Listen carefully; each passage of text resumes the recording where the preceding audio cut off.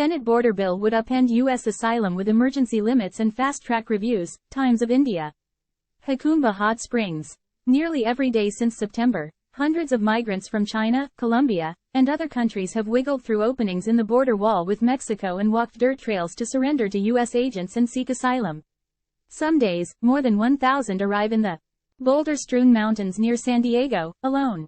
While they wait to be processed and given a court date, they live in tents and makeshift structures of tree branches and scattered campsites.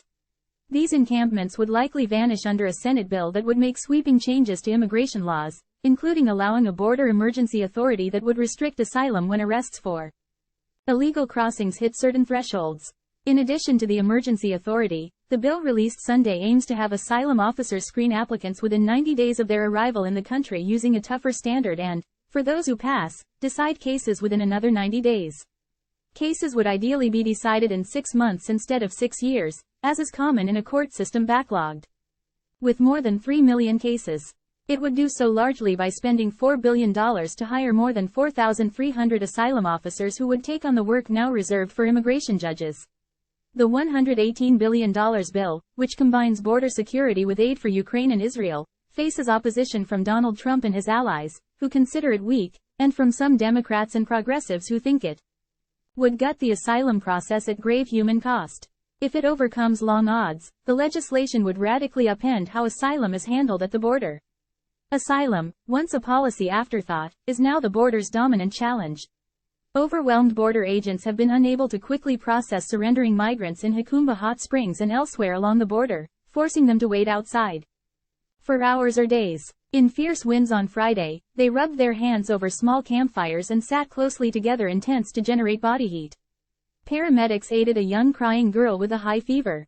"I am happy to have arrived here because I want to achieve my biggest dreams, be a better person and provide for my family," said Juan Andres Valverde of Colombia, who reported getting robbed by authorities in Mexico. His advice to other migrants: if you're able to do it, then do it. The truth is that it isn't easy to get here. Imbala Glody, 42, arrived in JACUMBA Hot Springs, a tiny border town east of San Diego, after crossing the border illegally in September. Like the vast majority of those arriving, he was quickly released with a court date. After spending time in New York City's shelters, a church found a family to take him in Vermont. Things were difficult in the United States in the beginning. Glody, a former student protester who says he faced government repression in his native Angola, said by phone Monday from Vermont. After getting accustomed, all will turn out well with God's help. He's due in court May 5.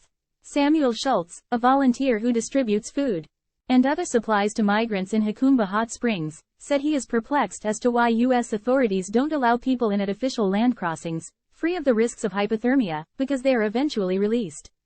They let them in anyway, he said. But under the Senate legislation, asylum would be suspended for those who cross illegally when arrests for illegal crossings average 5,000 per day over 7 days along the Mexican border, or 4,000 at the Homeland Security Department's discretion. The last month that daily arrests were below 5,000 was February 2021. Asylum would also be suspended if arrests top 8,500 in a single day. The Border Emergency Authority could be in effect no more than 270 days in its first year, 225 days in its second year and 180 days in its third and final year. Unaccompanied children would be exempt. Biden administration officials acknowledged that Mexico's help would be critical for the new emergency powers, as it was during a public health emergency from March 2021 to May 2023. U.S. authorities expelled people who crossed the border from Mexico more than 2.7 million times during that time, denying rights to seek asylum on grounds of preventing the spread of COVID-19. The legislation would allow Homeland Security to continue using humanitarian parole, including the Biden administration's policy to allow up to 30,000 people a month from Cuba, Haiti, Nicaragua and Venezuela if they apply online with a financial sponsor and arrive at an airport. It would also allow 1,400 people to seek asylum daily at official land crossings with Mexico in a safe and orderly manner, even when a border emergency is in effect. That would effectively preserve an online appointment system introduced in January 2023 that allows up to 1,450 people to enter the United States each day at land crossings. U.S. authorities currently dole out about 400 appointments a day at a border crossing in San Diego under CBP-1, as the online system is named. Families line up in Tijuana, Mexico, with suitcases and paperwork showing appointments at 5 a.m., 1 p.m. and 8 p.m. Many try for weeks or even months to land a time in the oversubscribed system.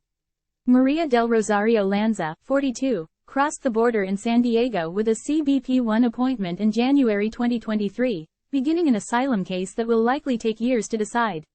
She came with her sister and her sister's 8-year-old grandnephew, who was riding on the back of his father's motorcycle in the Honduran capital of Tegucigalpa in 2019 when an assailant fatally shot his father. They fled after flooding destroyed their home. The Honduran woman lived in Chicago and Washington before settling in Fort Worth, Texas. Her next court date is January 5. God is with me, she said Monday.